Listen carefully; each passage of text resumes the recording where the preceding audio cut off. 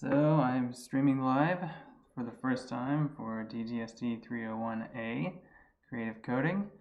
This is me. This is what I look like. What I like to do with these streams usually is let it take a few minutes before I get into anything serious, just in case people are trying to get logged on and watch live. But this will be archived, so you can watch it later. Perhaps you're doing that. I'm keeping an eye on the screen here that I'm broadcasting with, and I notice my audio and video seem out of sync a little bit. It's a slight annoyance, but hopefully not too bad. I can't really figure out what to do about that. So if you are watching live, let me know how it looks and sounds. If I need to boost my audio or make any other adjustments, let me know. You can chat with me in Twitch, but you have to make an account in Twitch to do that. Or if you're in the class, you are in our Discord, so you can chat there, pose a question there. I'm honestly not sure how many of you are going to be watching this live because it's a small class and only a few of you, it's only a few of you to begin with, and a majority of you indicated that you might be able to watch at 11, that might be a good time, but that's still a small number. So that's okay if no one watches this live, but because it'll be up there later. But if you do happen to be able to watch live, that's great. And someone just said hi. Great, so someone is watching. Excellent. So that makes it all worth it for me to go live. So thanks. Okay, so one of the things I'm going to be doing here is talking through the assignment this week. The big project this week is the Twitter bot, and so I'm going to give a little background first, and then I'll talk about how to get into the actual coding. I made a video a little bit earlier with a demonstration of how to sign up for a new Twitter account. That's if you already have a Twitter account and you need to sign up for a second one, there's a little trick you can do, and I show that trick in that video. I just posted that on YouTube a few minutes before I started this, so you'll see that there on my channel, or you can go to, you should show up in Canvas too. Okay, so let me set up a few things here before I switch my screen over, and I will do that now. All right, so I put up a lot of content yesterday in Canvas about Twitter bots. I spent a lot of time on this. I wanted to write out a bunch of things, and so it's there for you to look at later, and I figured that if I take the time to write it all out, it's easier for you to digest it and work your way through it at your own pace, as opposed to me doing like a 2 or 3 hour video where I explain all this stuff. So hopefully that's helpful. Please take a look at it, especially this one here that I have up on the screen right now, the part 3, because this is where I'm actually finally talking about creative Twitter bots, the kind that we're going to be making for this class. I wanted to put in a lot of different examples, and in many cases these are examples I really like, or they're good examples of a particular kind of bot. There are literally thousands of these kinds of creative bots out there. So I wanted to select a few that I thought might be inspirational. That said, it is also still a lot that I've selected, so you might find it kind of overwhelming. But yeah, they're here. So take a look. I'm trying to help you understand what's possible so that you can come up with an idea before you really get into the code part. Because if you come up with an idea, we can try to figure out the code part. Like that's to me the fun part. It might be more challenging to you, but that's if you've never done this kind of thing. But the code part, like that's less important than the creativity part at this stage, at least for this project. So come up with your ideas. If you're still thinking of an idea, that's fine. You can still learn from what I'm going to do today. But the sooner you can start trying out an idea, the sooner you'll start learning, I think. For me, when it comes to code things, I learn a lot better if I have an idea and I'm trying to figure out how to implement that idea, as opposed to just trying something in the abstract, working my way through a lesson or something. So hopefully you're at that point, or you're getting close to it, or you have some ideas. Definitely take a look. Especially take a look at these the protest bots. These are bots that try to mean something or try to say something important, and with everything going on right now, I think that there are lots of things that need to be said, and you may feel that way. Some people find themselves motivated by situations of things being bad in the world that motivates some people to make art, and you may find yourself that way. I don't always work that way. Sometimes that does motivate some of my projects, but usually I work better from a place of joy or comfort or aesthetics as opposed to anxiety. But some people like to work through anxiety artistically, and that may be you as well. So that's what I think some of these are getting at. Take a look. Some of these are going to be like, if you wanted to set up something like setting up something like Congress edits is pretty difficult. It is possible. I have set up a version of this for UMW once, but it's hard to keep it running. I don't really recommend it. And some of these other bots I think are really impractical to do something like what they're doing here. But I wanted you to see ideas, so definitely take a look. Okay, so as I said, I made a Twitter account earlier this morning, and I shared a video on how to sign up for that. It's a common task or a common thing that you'll need to do, so I thought it would be useful to go ahead and record a short video and just upload that video by itself so you can get straight to that if that's what the thing you need to do. And in that video, I made this account here called Mini Sandwiches or Some Sandwiches.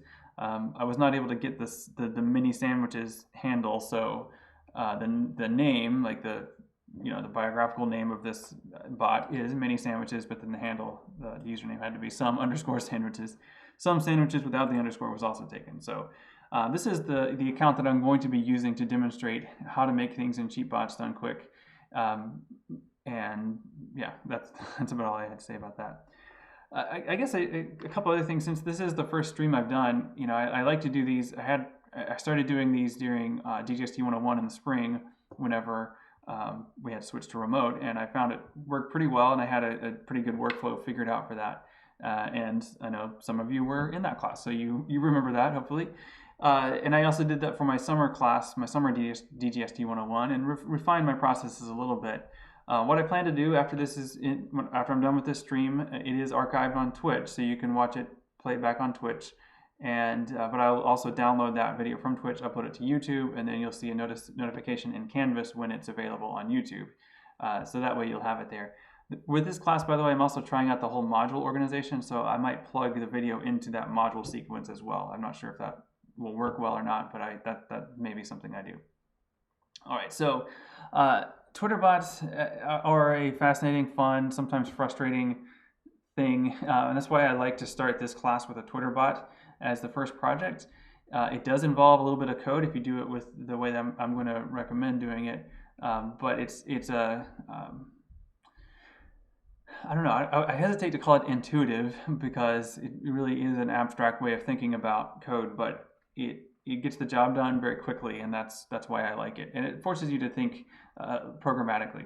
So I want to talk a little bit about, let me show you a couple of notes about the assignment, and then get into Tracery, and then Cheatbots done quick. So this is the assignment page in Canvas. So take a look at this if you haven't already. I do recommend Cheatbots done quick. There are lots of other ways to make a Twitter bot. I even made one that uses a Google spreadsheet, but I don't recommend those because for just about any other method of making a Twitter bot, you have to sign up for what is called a developer account with Twitter. Sometimes, like when students have done that, they get right in and they get a developer account right away. It took me like I just got mine like 2 days ago after trying for weeks. So I had to go back and forth with Twitter, basically saying I really wanted this, and I promise I'm not going to do things bad with it. Basically, you're asking for a level of access to Twitter that does let you do things that could be malicious and could be harmful. So they are pretty strict about vetting that now. They used to be not at all, and so it was very easy to just sign up for a developer type account to get the credentials you need to do these kinds of bots. But it's much harder now, apparently. So your mileage may vary with that, basically. If you have, I also wanted to mention this, Mastodon. If you have like ideological objections to Twitter or something, for some reason you really want to avoid Twitter entirely, that's a reasonable choice.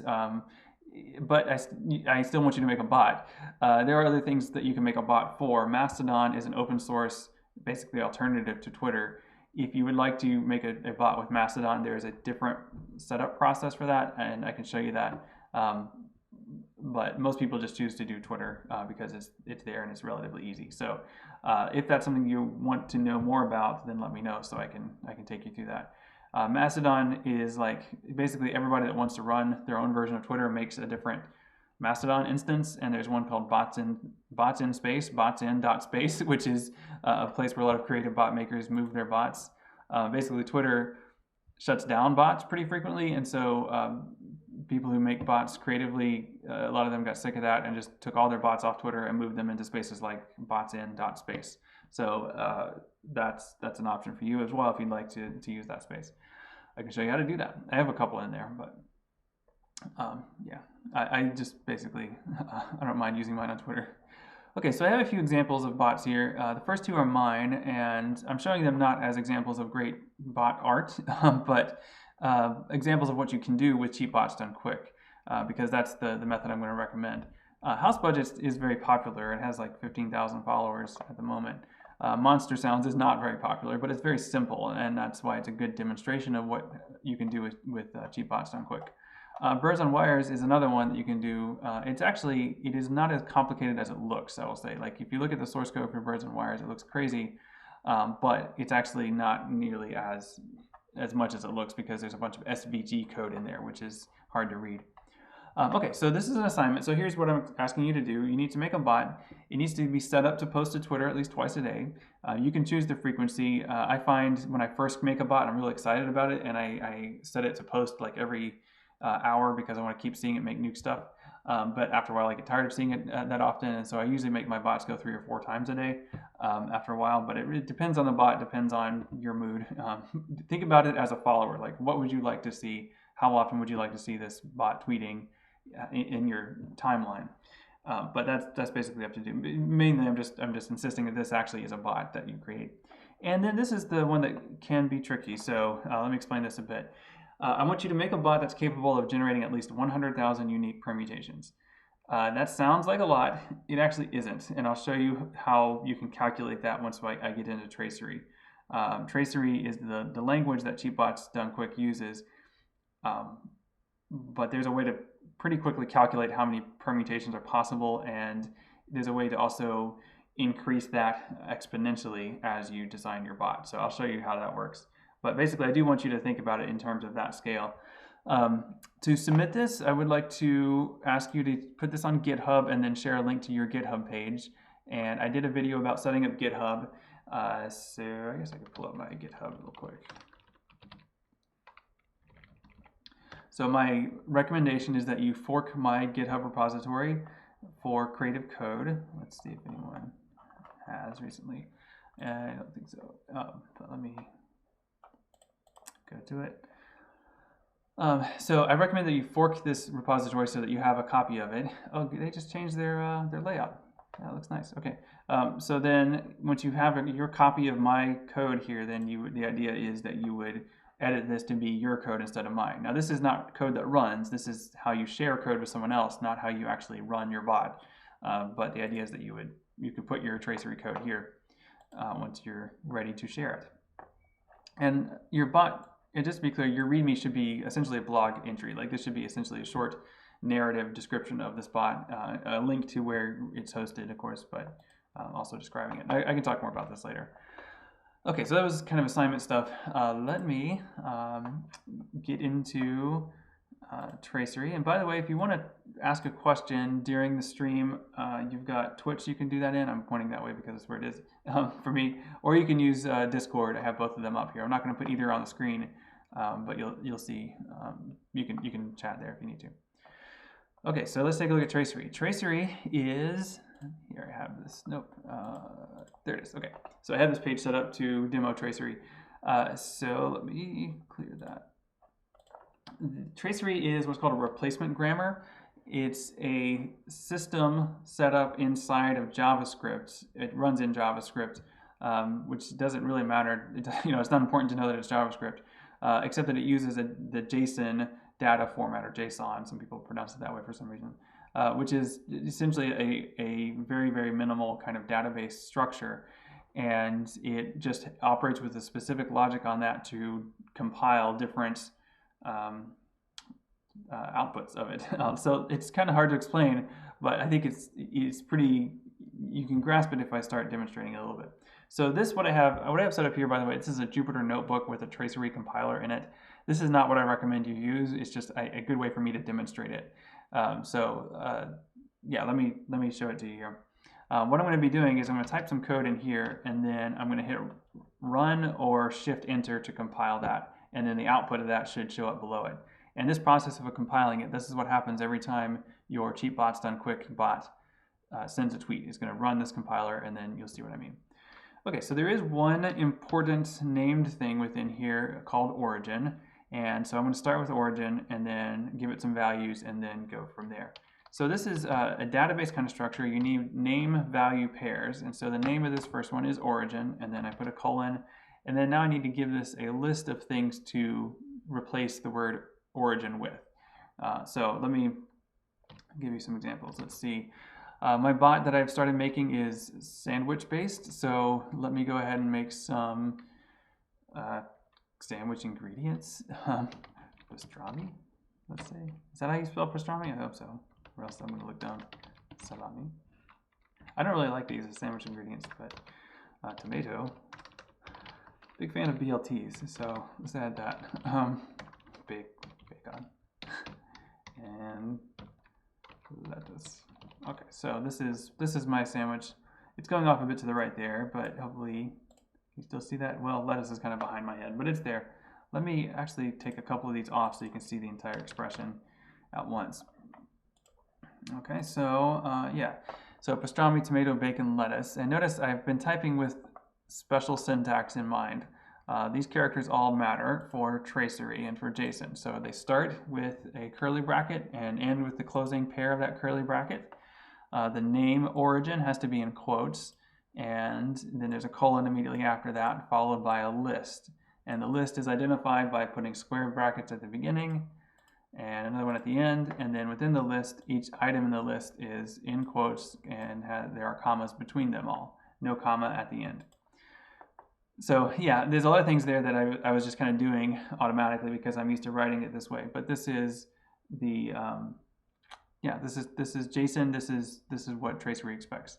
Now, when I run this code, it's going to process origin and then replace origin with one of these picked at random. So let me hit run, and it picks tomato that time.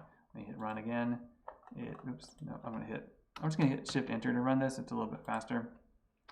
Lettuce that time, then pastrami that time. So that's it, right? I mean, so far so good, hopefully. That is the core logic of Tracery, is that you create a symbol called origin in this case, and then it replaces that symbol with whatever options are available in the list that goes with that, or the grammar that goes with that. So that's the essence of it. Let's make it a little bit more complicated now. So we can actually use symbols. We can define our own symbols. Origin is one that Tracery already knows inherently, and it's the only one that it already knows. But anything else we can add, we can do that. So let me add another symbol here. I'm going to make my own. I'll call it condiment. Is that how you spell condiment? I should look up how to spell things before typing them in here. So this is going to be the same syntax as origin. So it's got this here. And I like to put origin last. It just sort of makes sense intuitively to me because, as you'll see, it kind of builds it that way. Other people like to do it the opposite way, but this one feels more natural to me for some reason. So we'll call this condiment, and here let's make a list of condiments. And you can suggest some if I don't include your favorite sandwich topping. Mayo. What else? Mustard. What is that garlic stuff? I like aioli. Is that how you spell aioli? I don't know. I'll look it up later. So as you notice so far, this is the same syntax where this was named, and then I've got ketchup, mayo, mustard, aioli. Each of these are items. Yeah, each of these are items in the list, separated by commas with quotes around each item. Right, so each of these is its own thing. Now this is the second list I've created. Lists also have to be separated with commas, so I also have to put a comma out here to show that this is a separate list from the origin list. Okay, so let me just run this to make sure that there aren't any syntax errors, and there aren't. This seems to be working, but I have not actually used the condiment symbol yet. All this is going to process is origin, because that's the only one that it already knows. If I want to create something that actually uses this condiment symbol, I have to add it into one of the replacement options for origin. So let's just add it here, although I'm going to probably reconstruct this whole thing. But let me add it here, just to show you how this works. So I'll say pastrami with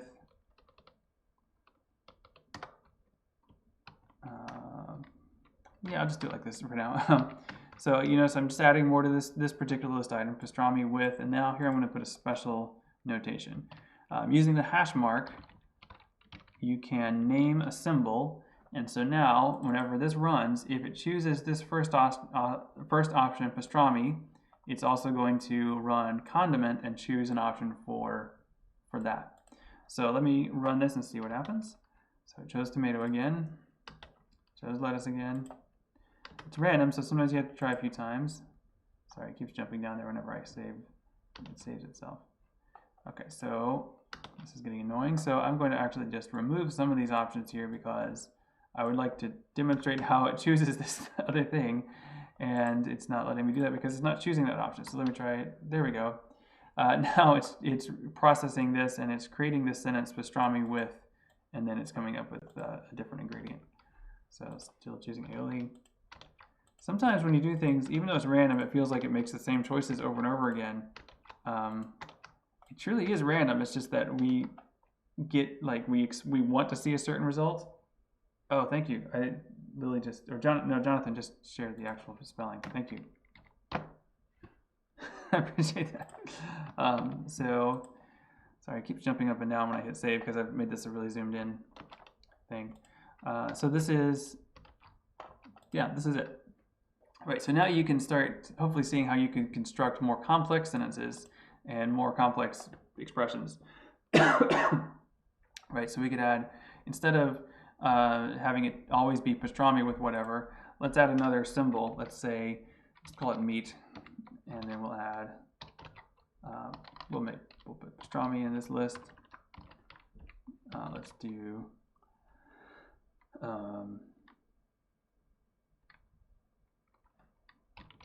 ham. Excuse me. Turkey. Bacon. So now I made this symbol called meat, so I just need to put this into my origin sentence. And now I'm going to get lots of different combinations. Hopefully.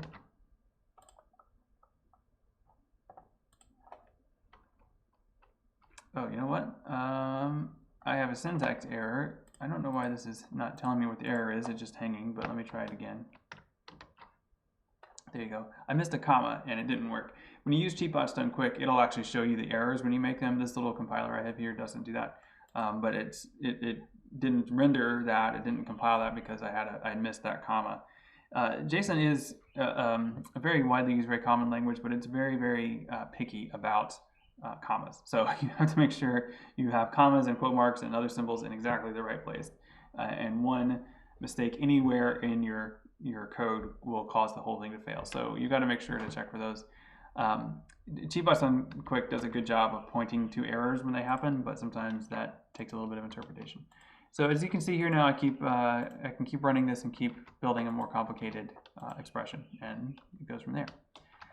Now we can actually add this kind of symbol replacement notation anywhere in the compiling of this. So let's see, if I wanted to, I could say, if I wanted to make sure that pastrami always chose ketchup or something like that, I can add that there. I can do a lot of other things too. You can also have it remember choices. That gets a little bit more advanced. So let me show you how to learn more about Tracery. If you go to tracery.io, this is the main website. Tracery, by the way, was developed by Kate Compton. She goes by Galaxy Kate online. You can follow her on Twitter if you want to, or check out her website. And you can also on her website, crystalcodepalace.com, you can try out this Tracery tutorial. Again, this is tracery.io. I can't make that any bigger because of the view here. But you can go to try an online tutorial. And this does kind of like what I was doing, but it's a little bit crowded as a layout, so that's why I wanted to spread it out a little bit. But you can see sort of increasing levels of complexity with Tracery here in this here. So it uses the term role for what I was calling compiling. So in this case, as it starts off, it just has one symbol called animal that this one already knows as the start symbol. I used origin as my start symbol, by the way. That's what Cheatbots Done Quick does. You can technically set it to something else if you have created the Tracery environment, but that's getting, we're not doing that, so don't worry about it. The point is just to understand the logic of how Tracery works. So you can click on this and you can see all the different possible completions of this. So if you re-roll it, you can see over here immediately behind my head all the different things that this particular grammar can generate. And or you see 5 samples of it, including it makes the same choice sometimes, and that's just how it goes, right? So this one now, you can see that this one actually has replacements within replacements. So here we have a sentence. Sentence is the start symbol in this case. It's what origin was for me. And you can see it's going to be creating this sentence here. The color animal of the nature noun is called name. So here we have each of those symbols. We have color. It's all those different color words. We have animal. It's all these different animals. Then there's nation noun. And the names of these symbols are just arbitrary. It's whatever this person wanted to make. And so you can see it compiling like that. And then you hit reroll, reroll, reroll, and you can see several different grammatically correct, logical sounding sentences that this thing can create. But you can vary them quite a lot, obviously.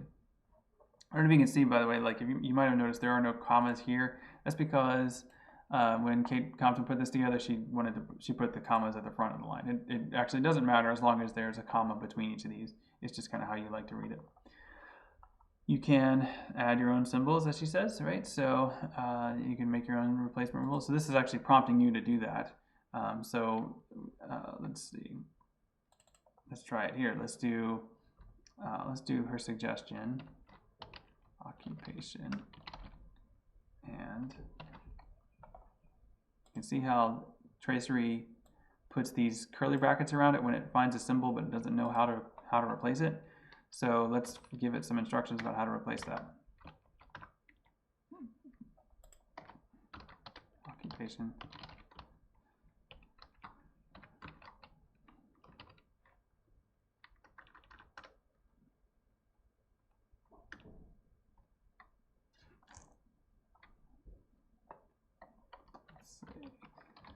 Blogger, scientist, plumber, artist. Okay, so now you can see what it does.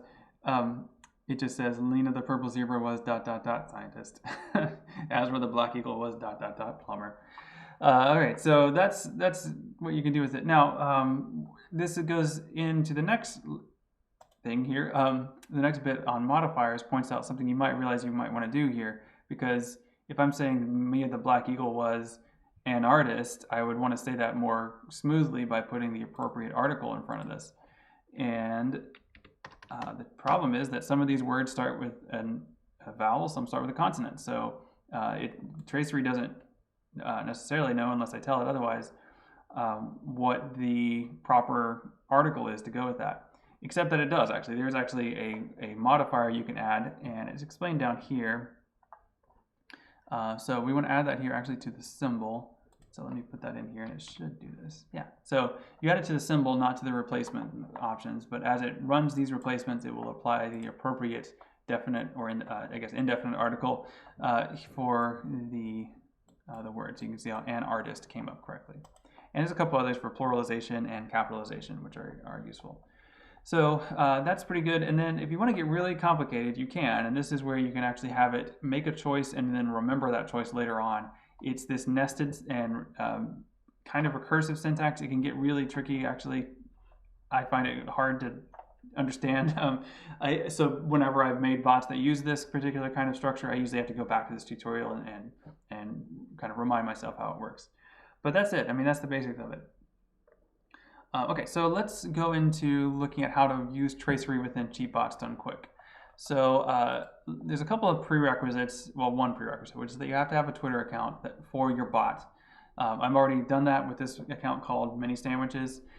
You need to be logged into that account. So I am logged into this account. So if I go to twitter.com, right, I mean, that's one way to check. Go to twitter.com, I am logged in, and it looks good, right? So this is, I've not done anything yet. I did change my profile picture. I don't know why it's showing that default. I think I did. Hang on, let me get my profile picture back. I know I did this.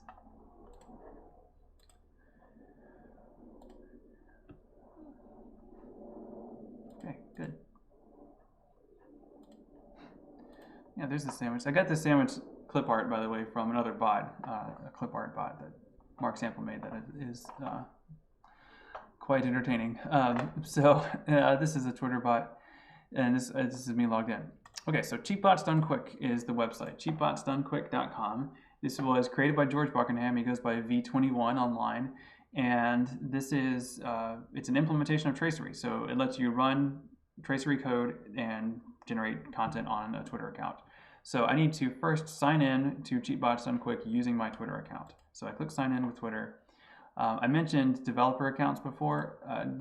We're using George's developer account, basically. Like, he set this up so other people can sign into it and use it. Okay, so then this is your code area. This is JSON, and this is the place where you can write your code that will actually become a tweet.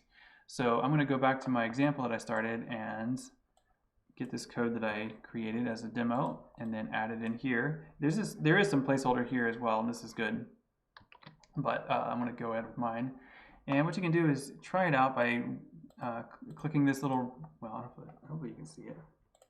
Yeah, let me see if I can make this view bigger.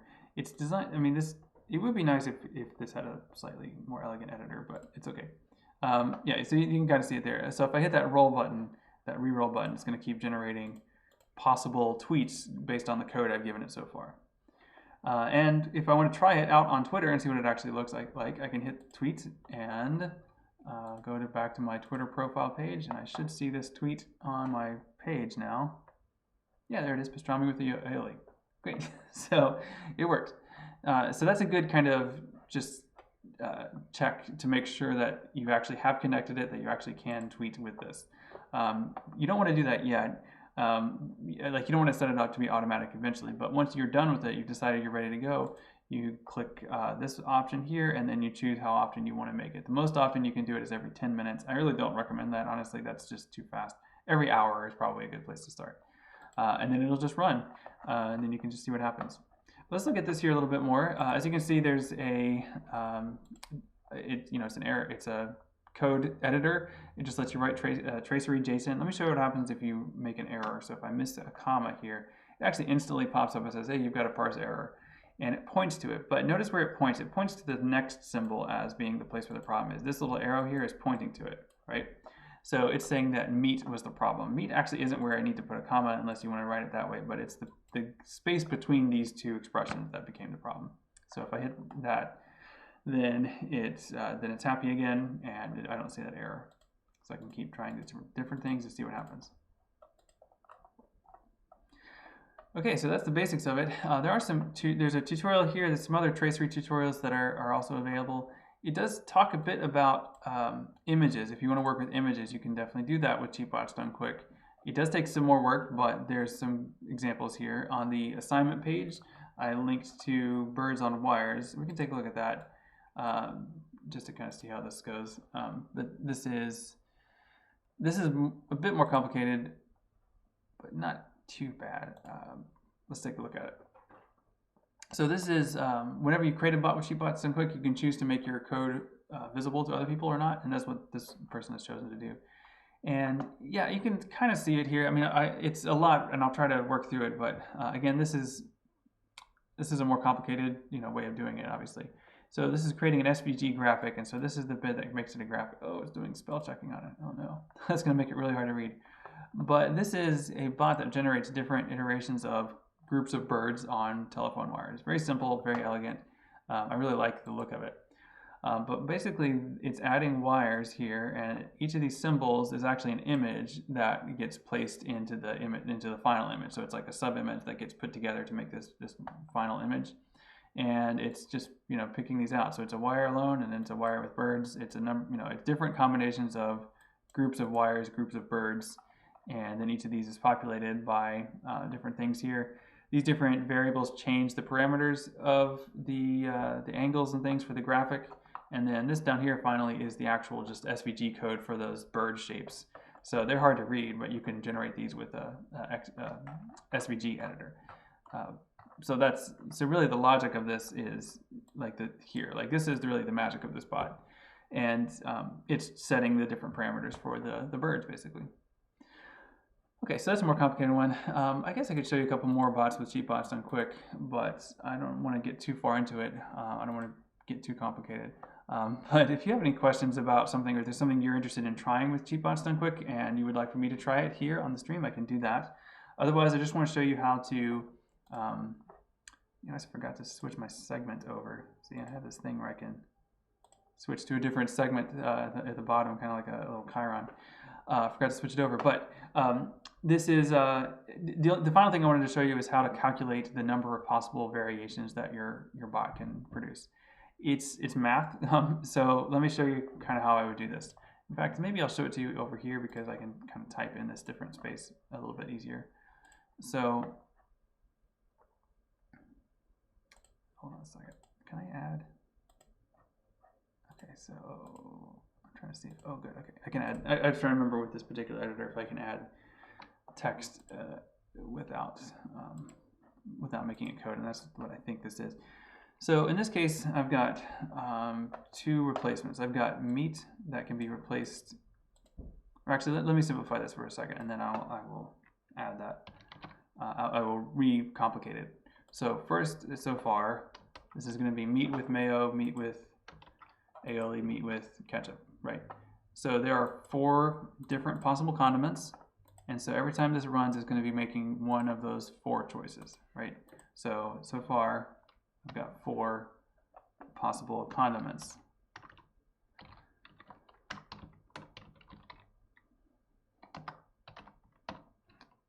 Just kind of making notes here for myself.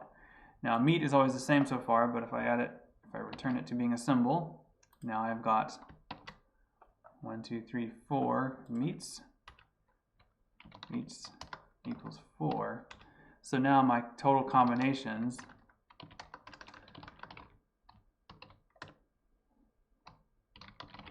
is going to equal condiments times meats, right? So that's going to be 16. I'm just typing this out here, but you can hopefully follow that math. It's going to be 16 now. So that's okay. I mean, that's a lot, but it can expand very, very quickly. Let me show you how you can expand it. If I add another, let's say I add another meat, that's going to be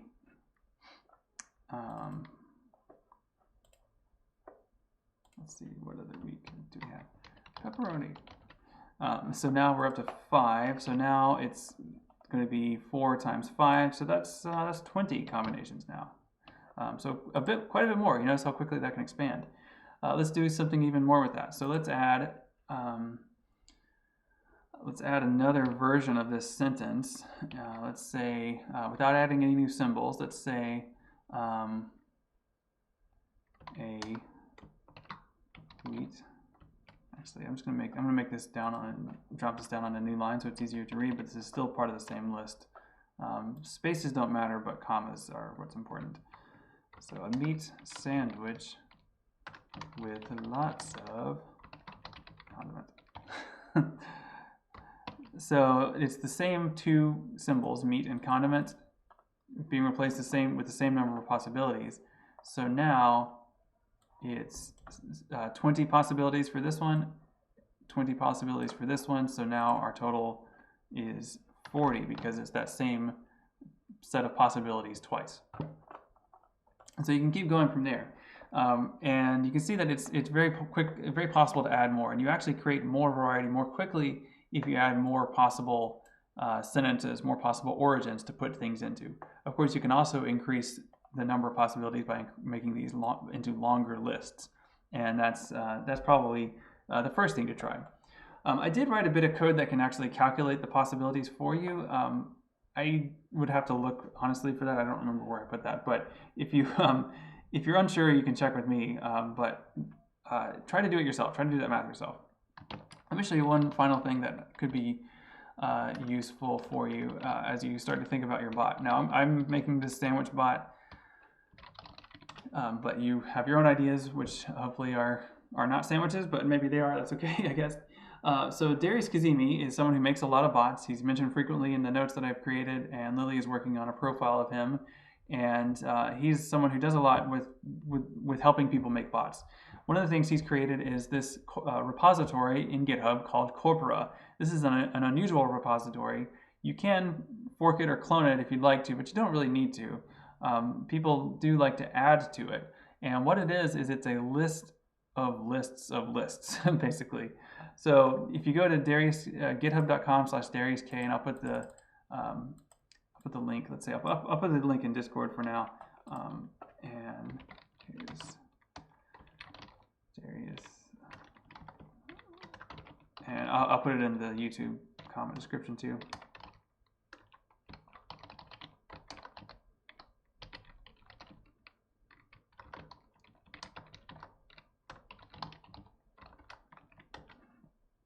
And these are going to be JSON formatted lists of things.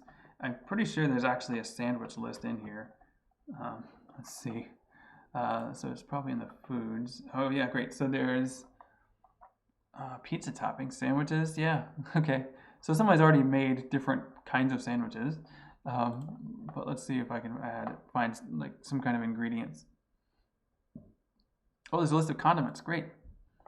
Excellent. Nice. Okay. So somebody has already made this list of condiments, and this is in JSON already, so I don't actually have to do any transformation on this. I can actually copy and paste this, and I'll do that in a second, but no, I'll do this first. Okay, so I already started a list of, there's Ayla even. I already started a list of condiments that has many of these things on it, but I'm going to just copy this. In fact, I could just copy it verbatim because I use the same symbol. I'm not going to get this description value because I don't need that. I just need the actual value. So I'm just going to copy this. It's quite long. I don't know what a lot of these are. That's okay. And then I'm going to copy that. And then I'll go to I'll actually do this in my Tracery page because it's easier to see there possibly. So now I'm just going to delete the one that the symbol that I already made and then just paste this in here. Just hit Control V. Let me just double check my syntax. Okay, actually this is called condiments, so I'll rename that to condiments because that's what I used before. And then you can see it's a very long list. I need to put a comma after it so that it parses, and now I can make many, many more kinds of sandwiches already. So turkey with pastrami with XO sauce, ham with black vinegar, ham with pico de gallo, turkey with chili peppers. Right, so I'm already making lots of different kinds of sandwiches, which is pretty good. I could do the math on it, but it's going to be a lot more possibilities at this point. So yeah, that's Corpora. Now sometimes you'll find that they actually aren't in the format that you need. Like this one's just a flat list, so it was easy for me to copy and paste. So it was the name of a bunch of condiments separated by commas. But sometimes you're going to look at it, and where were we? There we are. You're going to look at some of these lists, and depending on how they were prepared by whoever made them, they might be formatted somewhat differently. So let's take a look at this one. Sausages, that's a good flat list you can use. There's so many kinds of sausages, that's incredible. Let's see, let's find another one that's formatted differently. Scotch whiskey. Yeah, again, Scotch whiskey, flat list, you could use that. Bad beers. Okay, I think that's questionable. Some of these are fine. Is there a good beers? Somebody should make a list of good beers. Okay, so let's find, I'm looking for one that's unusually formatted or somewhat differently formatted. Sometimes these are pretty straightforward. Well, actually, the sandwiches, I think that one is different. Yeah, good. So this one is formatted differently. This is just a slightly different data structure. So as you can see, the name of the sandwich, these are sandwiches with names, and each of these is its own little object that has all these other parts with it. So if you wanted to use this in Tracery, you would have to just get that part out. And so you probably have to copy and paste these individually. You could probably do a find replace in a text editor if you wanted to, but you would not want to copy all of these things. It would not work in Tracery because you need a list that would just be breakfast roll, breakfast, British rail. I can't pronounce that. Bun kebab, so you bun kebab, I don't know, but the yeah, bun kebab. In any case, hopefully you see what I'm saying. Like you'd have to actually extract those from that. So this is it just data comes in different formats, and this is just a reality. As you can see, people do make edits to this. Someone here has insisted that tomato is a fruit, and so they've made the revision to this one. Hey, it's Jeff is the person, and this is the way code works on GitHub. If you find some code, you can fork it and then make a tweak to it, and then you can submit what's called a pull request to have your changes pulled into the original. And if that's approved by the maintainer, in this case it was, then it gets added to the original. And that's the basic process that code works. In here, that process was used to insist that tomatoes are fruits. Okay, so I'm going to wrap it up shortly, and we'll keep kind of rambling for a bit in case you do have questions, but hopefully this was helpful. Of course, this will be archived on YouTube, so you can play this back and look at different parts of it, speed it up, slow it down, whatever you need to do in order to get through that reasonably. I'll also write out some of these instructions into a page in Canvas, so hopefully that is also possible to follow. And here I am back on my intro slide. I've been doing the intro slide with me like in the classroom, but I feel like it's really dreary in there. This class usually meets in HTC 328, which is a really bleak room. I think it's nice size. The size is good, but there are no windows, and it can feel really oppressive in there. So I thought I'd put myself outside for the intros for this class from now on. I'll probably do something different with this bit over here because I threw this together literally 5 minutes before I started the stream. So great. Well, I'm gonna go ahead and wrap it up then. Thanks for watching. I had 3 viewers. That's good. That's all I need. And hopefully everyone else will have a chance to watch it later. This will be on YouTube. So if you ever have questions as you start figuring out your bot, please let me know. I want to help you figure these things out. I love, my favorite thing that happens in this class is when a student says, I have this idea, but I don't know if it's possible.